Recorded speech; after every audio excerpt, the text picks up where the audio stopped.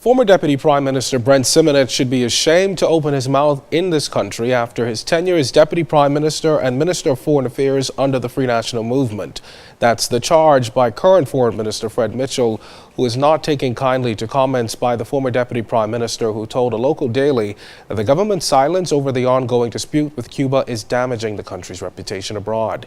In a statement today, Minister Mitchell said it is the FNM, through its reckless behavior, that seeks to damage the reputation of the Bahamas, to jeopardize this ongoing investigation, and to put our public safety at risk, all in the name of politics. He said the FNM, the leakers, and the Miami protesters should give a full, contrite, and unqualified apology for their irresponsible actions aimed at defaming the international reputation of the Bahamas.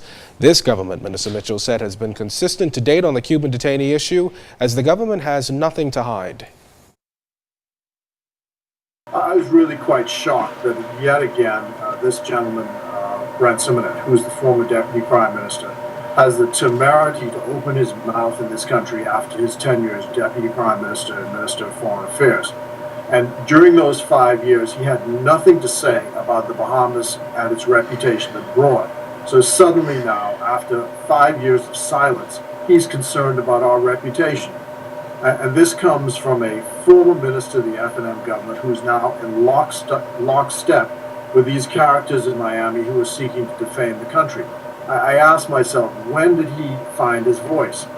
Perhaps he might find his voice to explain to the Bahamian public the wealth creation that took place during his time in office, since he's in the talking mood. Well, Foreign Affairs Minister Fred Mitchell is also tonight reacting to the apparent leak of a report detailing alleged abuse at the detention center. The minister, who is attending several high-level meetings in the United States, said this kind of action is not good for the country and will definitely not help with the current investigations underway into those allegations. Whoever is connected with whatever these attempts are in the public must be able to answer when an investigation, or if there are charges or any of those things that come out after the fact.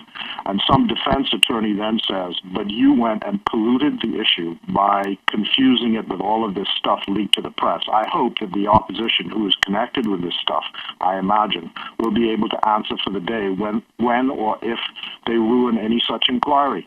So fine, go right ahead. It's a free country. And, that's the way it is. But the point is, a government has to act responsibly, not stupidly, and not do foolish things, and not make exaggerated claims, and not make all sorts of comments and so on and so forth while an investigation is going on. You got to just act responsibly. Meantime, the democracy movement in Florida is planning to step up its protests over Cuban abuse at the detention center. Allegedly, the group is planning to address the media in Miami on Friday. Minister Mitchell is also expected in the Miami area tomorrow, but he says he doesn't plan to meet with protesters. I have a particular position with these people. It doesn't matter to me what they do or say. They have defamed the Bahamas, and I'm not for anyone who defames the Bahamas. They need to, as I said before, go get a life and let this matter, whatever it is that has unfolded, it'll be investigated, and, the chips will fall where they may. We have no interest in covering up anything, if anything in fact happened, and that's the way it is.